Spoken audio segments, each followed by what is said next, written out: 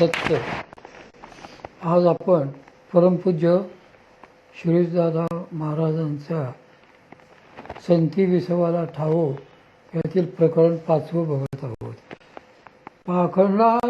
पाखंडिया ही आस्था समूळ होय, जया आड जाता पार्था तपश्चर्या मनोरथा. पाखंडियाची ही आस्था समूळ होय. या स्थानावर संतांचे तप झालेले असते, वसती झालेली असते. त्या ठिकाणी रम्यपणाची थोरी असते, जेथे अनुभव आपणहून हृदयाला वरतो, अनुभव आपणहून हृदयात येऊन जातो, अशी ती पावन भूमी असते. श्री माऊली म्हणतात की ज्याला परमार्थ करण्याची इच्छा आहे, परमार्थाकरता जो अधिकारी आहे, ज्याच्या अंतःकरणात सद्गुरूंप्रती संतांप्रती श्रद्धा आहे, त्याला सिद्धस्थानी रम्य अनुभवरूपी फळ मिळते. पण समजा अशा सिद्धास्थानी एखादा पाखंडी वास्तिक गेला तर त्याची अवस्था काय होईल, त्याचेही उत्तर त्यांनी प्रस्तुत ओवीत दिलेले आहे. असा एखादा पाखंडी जरी असला तरी ते सिद्धस्थान त्याच्या अंतःकरणातही काहीतरी भाव निश्चितपणे प्रकट करील. पाखंडी कोणाला म्हणावे? आता पाखंडी कोणाला म्हणावे तर हा येथे पहिलाच महत्त्वाचा प्रश्न आहे. व्यवहारातला पाखंडी आणि परमार्थातला पाखंडी यांच्या शब्दार्थदृष्ट्या थोडा भेद असतो. व्यवहारातला जो पाखंडी असतो त्याच्या ठिकाणी प्रामुख्याने दंभ असतो, पण परमार्थामधला जो पाखंडी असतो त्याच्या ठिकाणी दंभ तर असतोच, शिवाय तो नास्तिक अभक्तही असतो. त्या तपाचरणाची वगैरे आस्था तर त्याला मुळीच नसते. तो परमार्थ करणाऱ्यांची निंदा करणारी असतो. परमार्थ श्रवणाबद्दल त्याला काहीही उत्सुकता नसते. असे त्या विशिष्ट दांभिक माणसाच्या ठिकाणचे दुर्गुण श्री माऊलींनी 18व्या अध्यायात सांगितलेले आहेत. श्रीमद भगवद्गीतेच्या 18व्या अध्यायातील 67व्या श्लोकात श्री भगवंतांनी आणि त्यावरच्या टीकेत श्री माऊलींनी ही दांभिक पाखंडी माणसांची लक्षणे उत्तम प्रकारे स्पष्ट केलेली आहे.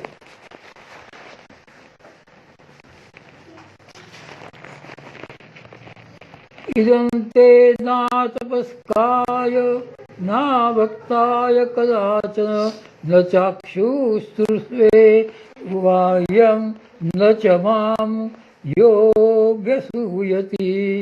या श्लोकात दांभिक पाखंडी माणसाची व्याख्या करीत श्री भगवंत आवर्जून सांगतात की असा जो दांभिक पाखंडी माणूस असेल त्याला गीताशास्त्र मुळीच सांगू नये. गीताशास्त्र याचाच अर्थ अध्यात्मशास्त्र. पाखंडी मनुष्य हा अध्यात्मशास्त्र ग्रहण करण्यासाठी पूर्णतः अनधिकारी असतो. त्याला अनधिकारी म्हणण्याची कारणे स्पष्ट करताना श्री माऊली येथे सांगतात की अथवा तापसही झाला परी गुरु भक्ती जो दिला, परी शास्त्र श्रवणी अनासक्ती बाळाचेची ते, जो माझयांची का निंदा माझीची करी.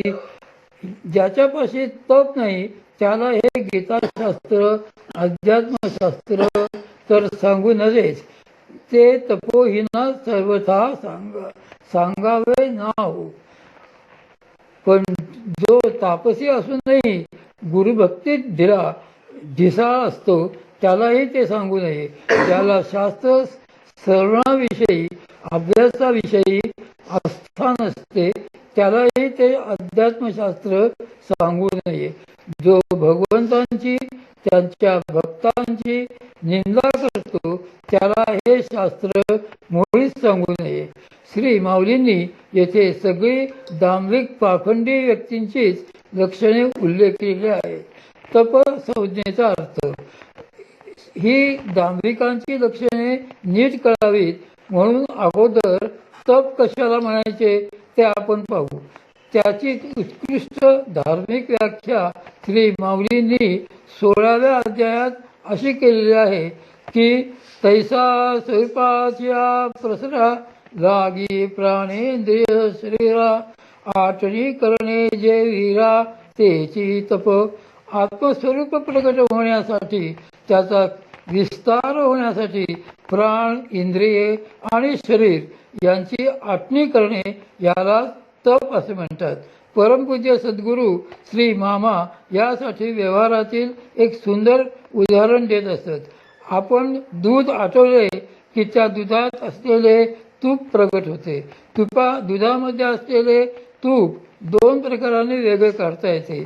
पहिला प्रकार म्हणजे दुधाला विरजण लावायचे आणि त्याचे दही झाले की ते घुसळून त्यातून लोणी काढून ते कळवायचे. अशा प्रकारे दुधापासून तूप तयार होते. ही विरजणीची पद्धत झाली. तूप काढण्याची जी दुसरी पद्धत आहे तिला आटवणीची पद्धत असे म्हणतात. येथे जी माऊलींनी आटणी असा शब्द प्रयोग केलेला आहे, ही आटणी येथे तपाच्या सामर्थ्याचे करायचे असते. तप म्हणजे तापणे. तपाच्या सामर्थ्याने इंद्रियांना तापवायचे. प्राण इंद्रिये शरीर यांची तपाच्या साहाय्याने आटणी करायची. दूध तापायला ठेवले की ते हळूहळू आटते. त्याचा शेवटी जो खवा होतो तो फडक्यात घेऊन पिळला की त्यातून तूप बाहेर येते. त्याचप्रमाणे शरीरात नांदणारे जे परब्रह्मस्वरूप असते ते ज्या आठवणीच्या योगाने प्रगट होते त्या आठवणीलाच तप करणे असे म्हणतात. ज्याच्या ठिकाणी अशी अंगभूत तपाची शक्ती असेल त्यालाच हे शास्त्र द्यावे असे सांगितले आहे. जो तपोहीन आहे, ज्याने पूर्वी कधी तप केलेले नाही व ज्याची असे प्रयत्न करण्याची तयारीही नाही, त्याला हे ज्ञान देऊ नये. अध्यात्म ऐकायला गोड वाटते, पण टाइमपास म्हणून ऐकावे अशी वृत्ती असणाऱ्या लोकांना ते देऊ नये. ही येथे प्राथमिक अट आहे. आणि दुसरी अट तर याहूनही कठीण आहे. श्री भगवंत म्हणतात की अथवा तापसही झाला परी गुरु भक्ती जो ढिला. समजा एखादा तपही करीत असेल पण तप करीत असूनही त्याच्या ठिकाणी जर सद्गुरु भक्ती नसेल तर तो पाखंडीच म्हणावा. जे तप न करता अध्यात्म करू पाहतात ते तर पाखंडी असतातच. कावळ्याला पुरोडास नाही. आपण जी साधना करतो ते एक प्रकारचे तपच आहे. त्यामुळे साधना न करता नुसत्याच तत्वज्ञानाच्या गप्पा करणे ही सुद्धा पाखंडीपणाचेच लक्षण होय. दुसरे असे की आपण साधनाही करीत असू पण सद्गुरूचरणी जर आपला भक्तिभाव नसेल तर तोही एक प्रकारचा पाखंडीपणाच आहे. हा प्रकार तर पहिल्या प्रकारापेक्षाही अधिक भयानक आहे.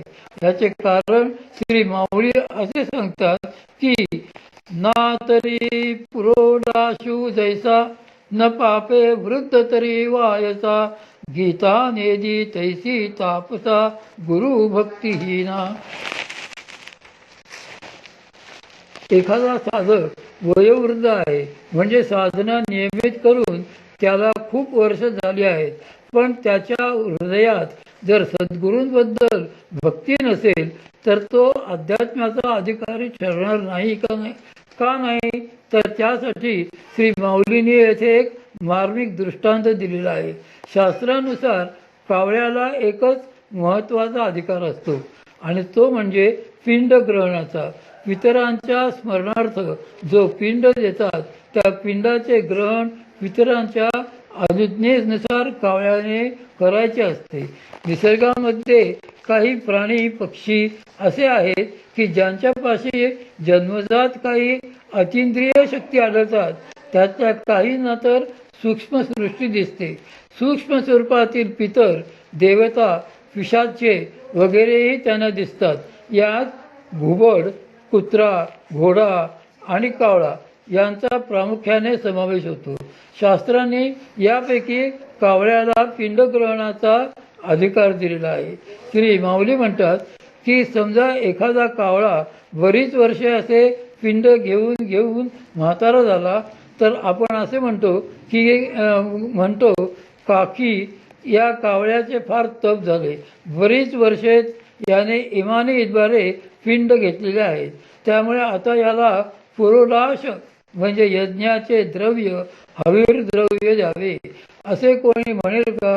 तर नाही म्हणणार, कारण शास्त्रांनी त्याला तसा अधिकारच दिलेला नाही. आता यासाठी व्यवहाराचे एक उदाहरण घेऊ. समजा एखादा पट्टेवाला आहे, त्याने अगदी इमानी इतबारी नोकरी केली आणि आता तो 5-6 महिन्यांनी सेवानिवृत्त होणार आहे. तर मग असे म्हणायचे का की याची एवढी नोकरी झाली आहे तर आता याला मॅनेजिंग डायरेक्टरच बनवा. त्याचप्रमाणे श्री माऊली म्हणतात की जो तपोहीन आहे तो तर अधिकारी नाहीच, पण एखादा तपयुक्त असूनही त्याच्या ठिकाणी जर सद्गुरू भक्ती नसेल तर तोही येथे अधिकारी म्हटलेच नाही. आपल्या उदाहरणातील पट्टेवाल्याने नोकरी केली आहे खरी, पण त्याच्यापाशी व्यवस्थापन शास्त्राचे काही ज्ञान आहे काय? श्रवणाची तयारी नसलेला अनधिकारी. जसे एखाद्याने तप जरी केले तरी त्याच्या ठिकाणी सद्गुरू भक्ती आहे काय याचाही त्याला जर अध्यात्म ज्ञान द्यायचे असेल तर विचार केलाच पाहिजे.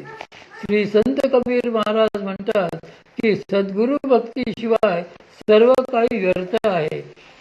एक साधई सब साधई सब साधई जब जाय. जर एक सद्गुरू भक्ती तुम्हाला साधली तर सर्व शास्त्रे तुम्हाला साधल्यासारखीच आहेत. मात्र सद्गुरू भक्ती तेवढी सोडून इतर सगळे जर करत असला तर सारेच व्यर्थ आहे. म्हणूनच श्री माऊलीही येथे सांगतात की तो वेदी अत्यज वाळीला तैसा वाळी. तामसी वृत्तीच्या लोकांना वेदांचा अधिकार शास्त्राने दिलेला नाही, त्यांना बाजूला टाकलेले आहे, वाळीत टाकले आहे. त्याचप्रमाणे अध्यात्मशास्त्र देखील तामसी लोकांसाठी सांगितलेले नाही. जे सद्गुरू भक्तीहीन आहेत त्यांच्यासाठी सुद्धा हे शास्त्र नाही. त्यापुढे श्री माऊलींनी दांभिकपणाचे तिसरे लक्षण सांगितले आहे. ते म्हणतात की का तपही जोडे देही भजे गुरुदेवांच्या ठाई परी आकर्णनी नाही चाळ जरी. एखादा तपही करतो, नियमित साधना करून सद्गुरुदेवांची भक्तीही करतो, पण जर त्याला त्याचे ऐकण्याची चाळ नसेल, म्हणजे सद्गुरूंनी काय सांगितले आहे, शास्त्र काय सांगते हे ऐकून त्याप्रमाणे वागण्याची जर मुळीच इच्छा नसेल तर त्याचे तप व भक्तीही काही उपयोगाची नाही. कारण वरवर म्हणायचे की मी त्यांचा भक्त आहे, पण त्यांनी जर काही करायला सांगितले तर बिलकुल ऐकायचे नाही. यालाच म्हणतात परी आकर्णनी नाही चाळ जरी. श्री माऊली म्हणतात की असे लोकही अध्यात्म ज्ञान देण्यास योग्य नाही. ज्ञान जर मिळवायचे असेल तर सद्गुरूंचे ऐकण्याचीही तयारी पाहिजे, तसेच त्यांनी सांगितल्याप्रमाणे वागलेही पाहिजे, नाहीतर सारखेच व्यर्थ. जो तप करतो आणि सद्गुरूंची भक्तीही करतो, पण या दोन्ही गोष्टी करीत असणे, जो सद्गुरूंनी सांगितलेले ऐकत नाही त्यालाही दांभिक आणि परमार्थाचा अनधिकारी असेच म्हटलेले आहे.